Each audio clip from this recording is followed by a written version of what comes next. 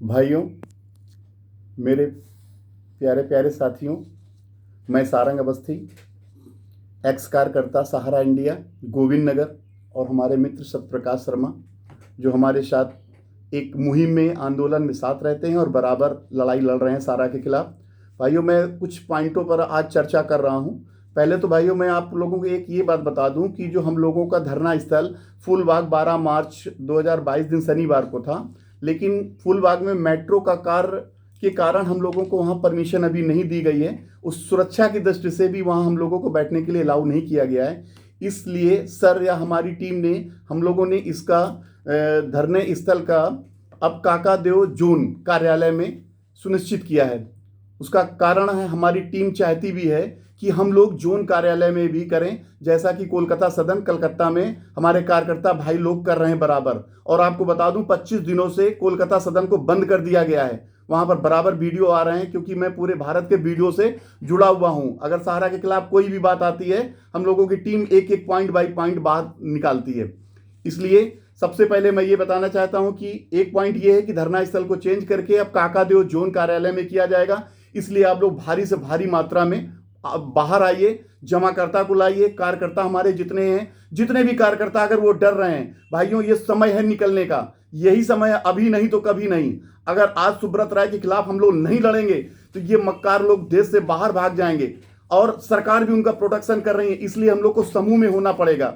जैसे अभी आप पॉइंट अभी लेटेस्ट मैं आपको बताता हूं। मैंने आरटीआई के द्वारा अनियमित जमा पाबंदी योजना के बारे में आपको बताया था, जिसमें कि बहुत से लोग हमसे पूछ रहे थे, सर थोड़ा सा एक अनियमित जमा पाबंदी के बारे में फिर से बता दीजिए। अनियमित जमा पाबंदी योजना 1978 से पहले लागू है, लेकिन उसमें क्रियान्वयन कुछ अमेंडमेंट हुए हैं 2019। ये मनी 1978 से पहले भी लागू थी।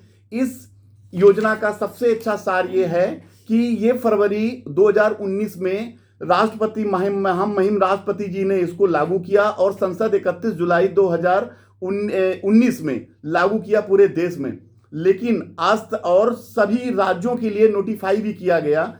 इस अनियमित जमा पाबंदी योजना में नियम यह है कि 180 कार्य दिवस में उसके ट्रायल करके विशेष कोड बना के और संबंधित ठग लोगों को दंडित किया जाए और उनका भुगतान कराया जाए 180 दिन में। अभी मैंने आपको एक कुछ रिसर्च बता देता हूं। मैंने अभी आरटीआई डाली है, और ये जानकारी मैंने चाहा है कि किस किस राज्य में इसको लागू किया। लेकिन आरटीआई के द्वारा मुझे ये पता चला कि इसके अभी भी, जब वित्त मंत्रालय ने मुझे एक सूचना दी, आरटीआई का उत्तर दिया, उन्होंने कहा कि ये मैंने रूल बनाया अनियमित जमा पाबंदी योजना बट्स, लेकिन किसी भी राज्य को जारी करने का अधिकार सिर्फ राज्य को है। इसका मतलब यह है कि उन्होंने कहा कि मेरी तरफ से नोटिफिकेशन पूरा हो गया है, राज्यों का यह अधिकार है कि उसको योजना को लागू करें या ना करें। यह कितना दुर्भाव है। अगर 370 नियम लागू होता है संसद में, दूसरे दिन जम्मू कश्मीर सब जगह देश में लग जाता है। यह योजना देश में क्यों नहीं लागू हुई? संविधान में इसका नियम बना, संसद ने पास किया, सभी सांसदों ने उसके पास किया, और किसी राज्य ने अभी तक इसको लागू नहीं किया। तो ये आप लोग समझ लीजिए कि इसकी क्या मंशा है राज्य सरकारों की। और सेकंड पार्ट, हम लोगों को जो कुछ एफआईआर हम लोग करा रहे थे, अभी कुछ लोग कह रहे थे कि आप लोग जो एफआईआर करा रहे हैं उसका रिजल्ट क्या हुआ, एफआईआर में क्या क्या हो रहा। अभी लेटेस्ट मेरे पास खबर आई है, 0065 काकादेव से 27/11/2021 को एक एफआईआर हुई थी, जिसमें कि वादी आशुतोष शर्मा थे, और ये 2,71,00,000 थी। और ये क्राइम ब्रांच, पहले तो ब्रांच में गई, ब्रांच ने ट्रांसफर किया क्राइम ब्रांच से ये गई ईडब्ल्यू में इसकी बराबर जांच हो रही। और अभी लेटेस्ट न्यूज मिली है कि सुब्रत राय के खिलाफ भी वारंट का पर्चा काटा गया, और ऐसी भी जानकारी मिल रही है कि वहां पर इस पेमेंट के लिए 2,71,00,000 के लिए सेटलमेंट बन रहा है। तो भाइयों, ये लड़ाई का ही नतीजा है। हम संगठित होकर लड़े, ये मेरी पहली एफआईआर थी, और 2,71,00,000 रुपए लेके रहेंगे। और बाकी जितनी एफआईआर हैं, अभी मैं आपको और बता दूं, जियो 466 गोविंद नगर में जो एफआईआर कराई गई है, उसके वादी मैं हूं और हमारे मित्र हैं। अभी उस एफआईआर में करीब 11 पर्चे काटे गए हैं। अभी मैं परसों भी रात में थाने में ही था, और बराबर लोगों को पर्चे काटे जा रहे हैं। हमारे जो एलआईयू अधिकारी हैं अच्छी जांच कर रहे हैं। लेकिन दुर्भाग्य की बात है कि आपको एक मैं चीज बताता हूं जो बहुत निंदनीय है। वहाँ के मैनेजर साहब श्री प्रमोद कुमार जी आए हैं, कहीं बाहर से आए हुए हैं। उन्होंने बताया कि ये व्यक्ति सारंग अवस्थी और सत्य प्रकाश हैं, ये हमारे यहाँ कार्यकर्ता थे, लेकिन ये लोग जनता को गुमराह कर रहे हैं, नेतागिरी कर रहे हैं। भाई भी था हमारे, वो मोबाइल पर बात कर रहे थे चंद्रभान जी से, जो हमारे लाइव इंस्पेक्टर हैं, लेकिन मैं वहीं पर बैठा था और मैं पूरी बात सुन रहा था। तो मैं आपसे एक बात कहना चाहता हूं, मेरा वीडियो आपके पास बहुत जल्द पहुंचेगा, इसलिए मेरे जमाकर्ता और हमारे मित्र सत्यप्रकाश के जमाकर्ता आपके पास आएंगे, आप उनका भुगतान करें, यह आपका दायित्व बनता है। और आप जब से आपने ज्वाइनिंग ली है गोविंद नगर में, आप 10 मिनट भी नहीं बैठते हैं। ये लुका छिपी का खेल मत करिए, फोन बंद मत करिए, आप 10 से 4 की ड्यूटी दीजिए और जमाकर्ताओं को सेटिस्फाई करिए, यह आपका दायित्व बनता है। मैं कार्यकर्ता था, लेकिन आज मैं संवैधानिक पूर्व में एडवोकेट हूं और निर्बल गरीबों जमाकर्ताओं की हक के लिए लड़ता रहूंगा और किसी प्रकार की धमकी नहीं चलेगी। इसलिए मैं अपने जमाकर्ताओं को वीडियो के माध्यम से सूचना कर रहा हूं, यदि सहारा इंडिया में मेरे द्वारा, सारंग अवस्थी के द्वारा या सत्यप्रकाश शर्मा के द्वारा कोई जमा करता है तो आप जाइए और उससे कहिए कि आपने एफआईआर में चंद्रभान जी को या इंस्पेक्टर जी को बताया था कि मैं भुगतान कर रहा हूं, सभी का पेमेंट कर रहा हूं, कोई मेरे पास नहीं आ रहा है। ये दोगली बात मत कीजिए। तो मेरी पार्टियों को करें ना, हम लोगों पार्टियों को करें, इसलिए मैं कहता हूं। और अगर आपको बहुत ज्यादा झटका लग रहा है तो मेरा 2 करोड़, सत्यप्रकाश का 3 करोड़ जमाकर्ताओं का आप एक एक आने पाई का भुगतान कर दीजिए, उसके बाद मैं मुहिम से हट जाऊंगा। अगर आपको चिंता लगती है, जमाकर्ताओं का धन मैंने जमा कराया था, उसका निकलवाने का भी दायित्व तो मेरा बनता है। आप लोग आ जाए, कल चले जाएंगे, आपको 50-50 हजार रुपए की सैलरी मिल रही है, तभी आप ऐसे बातें कर रहे हैं। जमाकर्ताओं को दर्द आपको नहीं मालूम है कुछ। मैं वीडियो भी मैंने उनको सर को दिखाया था, घरों की इनकी स्थिति कैसी है। एक महिला लड़की जिसकी शादी अभी 2 साल से सिर्फ इस वजह पैसे की वजह से रुकी हुई है, उसका पिता 4 साल से पैरालिसिस पड़ा हुआ है, वो हाथ जोड़ के कह रहा है कि मेरा भुगतान करा दीजिए सहारा से। आप जाइए, अगर आपको हिम्मत हो तो फेस करिए, हम आपको उसका एड्रेस देंगे, मेरे साथ चलिए, उसके घर की स्थिति देखिए। ये हवा में बातें मत करिए कि सहारा का कार्य बाधित कर रहे हैं। जो पेमेंट मांगेगा उसे गोली मार देंगे। और आपकी ये गलतफहमी में मत रहिए, ये कानपुर है, आपको वीडियो के माध्यम से मैं सूचना कर रहा हूं कि गोली बंदूक और इकट्ठे की बात मत करिए, लड़ाई के हक की बात करिए। जमाकर्ताओं का पैसा आपके यहाँ जमा है, आप उसके नुमाइंदे हैं, सेक्टर मैनेजर हैं, उसका मौलिक अधिकार है पैसा लेने का। अरे आप अपनी कंपनी की सैलरी लेते हैं तो कम से कम कंपनी के कुर्सी का जो है बैठिए ना, कुर्सी पर बैठिए, भागा भूकी मत करिए, फोन बंद मत करिए। मैं आपको बता रहा हूं, आपके वीडियो में हम लोग थाने में 60 लोग 70 लोग बैठे थे, आप बराबर फोन बंद करके भाग रहे हैं इधर उधर। आपका फोन भी सर्विलांस पर लगाया गया था। जब मैंने ज्यादा दबाव दिया तो आप फोन बंद करते हैं, और जब उन्होंने आपको फोन किया तब आपने फोन उत्तर दिया। इसलिए आप ब्रांच में बैठने की कोशिश करिए और मेरे जमाकर्ताओं को भुगतान करिए, ये मेरा दायित्व है। ये सब एजेंटों की तरह मैं नहीं था। आज मैंने पेमेंट जमा कराया तो इस बात की मुझे गिल्टी है। या जमाकर्ता आपके यहाँ पैसा ला रहे हैं, ठीक ला रहे हैं, आज वो हत्या करके उन लोगों को ला रहे हैं, कायदे से उन पर 307 लगना चाहिए। उनकी तरह मैं नहीं हूं नपुंसक। और हमारे यहाँ का प्रशासन भी कुछ नहीं कर रहा है। एक वर्कर माल रोड का है, उसका जो है उसके ऊपर पार्टी ने जो है करवा दिया। तो और मैं आपको बताता हूं, वीडियो के माध्यम से बताता हूं, हमारा एक वर्कर है, उस पर सहारा ने 156 ग्वालटोली मुकदमा दर्ज कराया है, जमाकर्ता ने कराया है। और जैसे ही जमाकर्ता आया तुरंत ग्वालटोली थाना से उसका फोन भी आ गया, उसको मीट आउट हम ही ने जाके किया और उनको समझाया कि आप ऐसे तो 156 मुकदमा दर्ज करके तुरंत कार्रवाई करने लगते हैं कार्यकर्ता पर। हम 60 दिन से एफआईआर करके आपको गिरफ्तार नहीं करा पा रहे हैं। ये कैसी विडंबना है, ये कैसा कानून का खेल है। देश एक है, संविधान एक है, इसलिए हम आपको सूचना भी कर रहे हैं। मतलब सिंगल व्यक्ति के लिए कानून बना है, कंपनी के लिए नहीं बनी है। सहारा के खिलाफ कोई कानून नहीं बना है। 400 एफआईआर इस पर हो चुकी हैं। बहुत जल्द हम आपको मिलेंगे और आप भुगतान करेंगे। तीसरी बात छोड़िए, अब हम अपने कार्यकर्ताओं से बोल रहा हूं, भाइयों मैं आपको, डरिए मत, घर से बाहर निकलिए, किसी प्रकार की कोई कार्रवाई नहीं होगी। मैं आपको, मेरे पास ऐसी ऐसी चीजें आई हुई हैं, मैं आपको बताऊंगा तो आप दंग रह जाएंगे।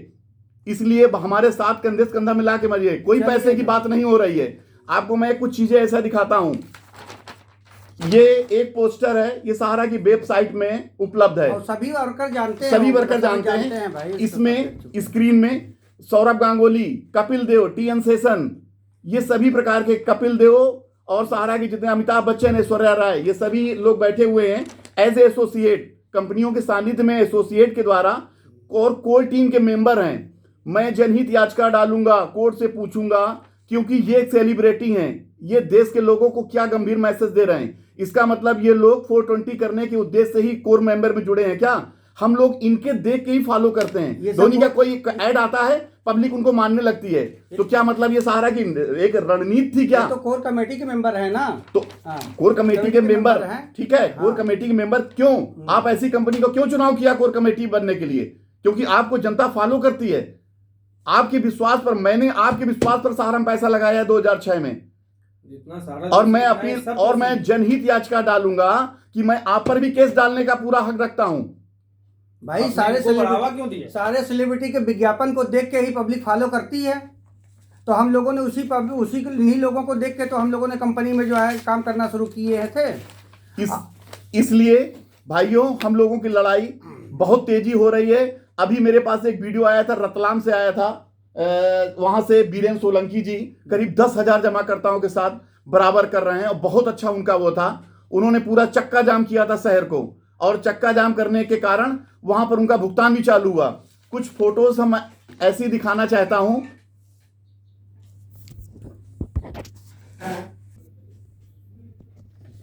हाँ, जैसे कि मेरे पास फोटो आई हुई हैं, अभी मैं देख रहा था सीधी के जो पुलिस अधीक्षक हैं, उनके प्रयास से गुना सीधी एमपी में पड़ता है, वहां पर पुलिस अधीक्षक के द्वारा करीब 28 करोड़ रुपए की रिकवरी कराई है।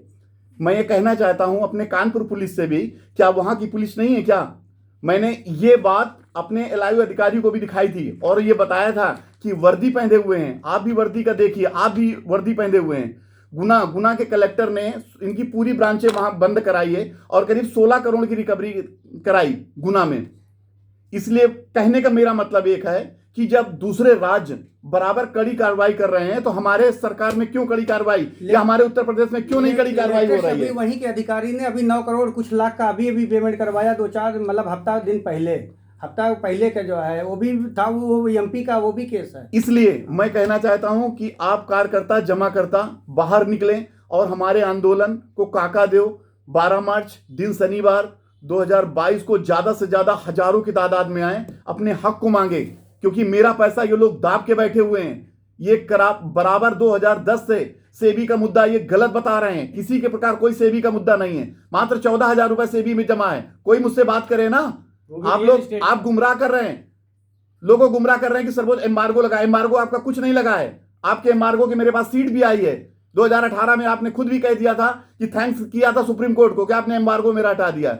इसलिए आप लोगों को गुमराह कर रहे हैं। जिसको इस विषय में शंका है वो आके माननीय टंडन जी से बात करके, अगर किसी को शंका है तो मेरे वीडियो में मेरे नंबर बराबर चल रहे हैं। जो उनको चीज चाहिए, मैंने इस कंपनी की जो विदेशों में कंपनियां हैं उसकी बैलेंस शीट निकलवा ली है, और आपको बता दूं एक बैलेंस शीट में हजारों 10-10 हजार करोड़ की एक एंट्री है। वहां के जो ऑडिटर हैं या उनके सीए हैं, उनको भी चिट्ठी जा रही है, सब गवर्नमेंट अप्रूवल है, उनको चिट्ठी जा रही है। अभी मैं नाम नहीं लूंगा किसी सीए का, सर के पास एक चिट्ठी आई है कि मैंने जो इनकी कालाबाजारी है उसको मैंने सेंट्रल गवर्नमेंट को लिखा था कि यहां गलत हो रहा है, और सुब्रत राय को भी बताया था, लेकिन कोई कार्रवाई वो लोग नहीं किए, और उसको पैसा मुंह दे के बंद करा दिया, और बराबर ऑडिट कराते रहे। इसलिए मैं बता दूं, ये लोग बहुत घपलेबाज हैं। ये पैसा लेके बाहर निकल जाएंगे। मोस्टली 90% पैसा ये लोग भाग ले चुके हैं, बाकी एम्बे वैली में पैसा लगा हुआ है, और बराबर फ्रॉड हो रहा है। आज भी लोगों से पैसा लिया जा रहा है। चलिए, मैं ज़्यादा कुछ बोलना नहीं है दोस्तों, मैं सिर्फ इतना बोलना चाहता हूँ, अगर ये समय निकल गया तो आप जीवन में लड़ाई सुब्रत राय से नहीं लड़ पाएंगे। अगर आप लोग जो है पैसा वापस पाना चाहते हो तो 12 मार्च को आप लोग जो है सहयोग जरूर करें। जितनी तादाद में लोग यहाँ इकट्ठा होंगे, जितनी पार्टियां को पैसा लेना है वो उनको यहाँ आना होगा। और भाइयों, अगर आप जितनी तादाद में कोई भी पार्टी, कोई भी प्रशासन हम लोगों को मारने से नहीं, मैं मरने के लिए तैयार घूम रहा हूँ। जिसकी अम्मा ने दूध पिलाया है गोली मारे आके, मैं मरने के लिए तैयार हूँ। लेकिन जब तक मेरे जान में जान सांस रहेगी, मैं जमाकर्ताओं के हक के लिए लड़ता रहूंगा। करता रहूंगा। सेक्टर मैनेजर हो या जोनल चीफ हो या सुब्रत राय, कोई भी मेरी आवाज सुन रहा हो, ये सुन ले, मैं एक अब जब तक मेरे सांस चलेगी तब तक मैं जमाकर्ताओं के हक के लिए लड़ूंगा। और मैं न्याय की लड़ाई कर रहा हूं। मुझे अदृश्य शक्ति सहयोग करेंगी। इसलिए मैं सभी जमाकर्ताओं कार्यकर्ताओं से, जो घर में कार्यकर्ता छिप के बैठे हैं, खुल के बाहर आए। क्योंकि जब जमाकर्ता उन पर FIR करेगी, 156 के तहत मुकदमा दर्ज करेगी, तब वो जानेंगे कि मैंने सारंग अवस्थी का साथ नहीं दिया, न्याय का साथ नहीं दिया। ये एक यज्ञ हो रहा है। तब यहाँ आएंगे ना, तब उनको आप आएंगे, तब पछतावा होगा कि शायद मैं पहले उसका साथ देता तो आज मैं भी निकल जाता।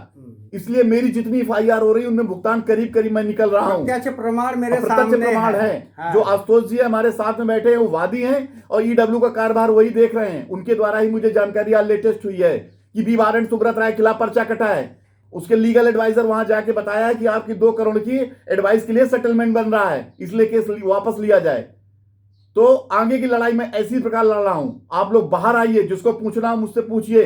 कोई FIR नंबर, कोई स्टेटस, कोई बैलेंस शीट, सारे के खिलाफ सब कुछ मेरे पास डाटा है। आपके पास कुछ बहुत हमें दीजिए। बहुत। और मैं चाहता हूं, जरूरी नहीं है सभी लोगों के पास, अगर किसी के पास डाटा है, मेरा वीडियो जा रहा है, वो मुझे दीजिए। आपकी लड़ाई को मैं और आगे बढ़ाऊंगा, क्योंकि ये लोग नहीं चाहते हैं कि एजेंट एकजुट हो। ये हमेशा इन्होंने यूनियन नहीं बनने दिया, इसीलिए गुमराह किया जा रहा इसीलिए है। एजेंटों को गुमराह कर रहे हैं कि सहारा। और दूसरी बात है, हमारा एजेंट भी गुमराह कर रहा है।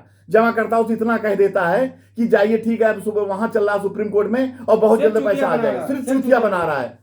इसलिए अगर जमाकर्ता मेरा वीडियो देख रहा है तो कार्यकर्ता को फोन करे और कहे कि भाई उनके मुहिम में तू क्यों नहीं लड़ रहा है, क्या मेरा पैसा तूने नहीं फंसाया है। और अगर कार्यकर्ता मेरा वीडियो सुन रहे हैं तो सब गिले शिकवे हम लोग बाद में बात कर लेंगे। यार हम लोग एक मिलजुल के, हम लोगों ने तो एक ही जगह जन्म लिया है। मदर ब्रांच हमारी गोविंद नगर है।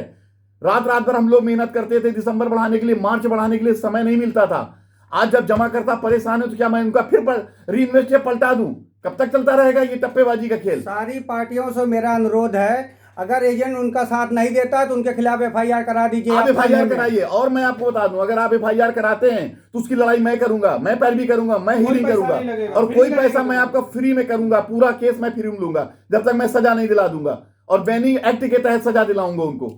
एजेंट भी उसमें दोषी है जो आपके लिए मुहिम में लड़ाई नहीं लड़ रहा है, जो हमारे साथ मुहिम में नहीं आ रहा है। 20,000 50,000 करीब एजेंट कानपुर में है।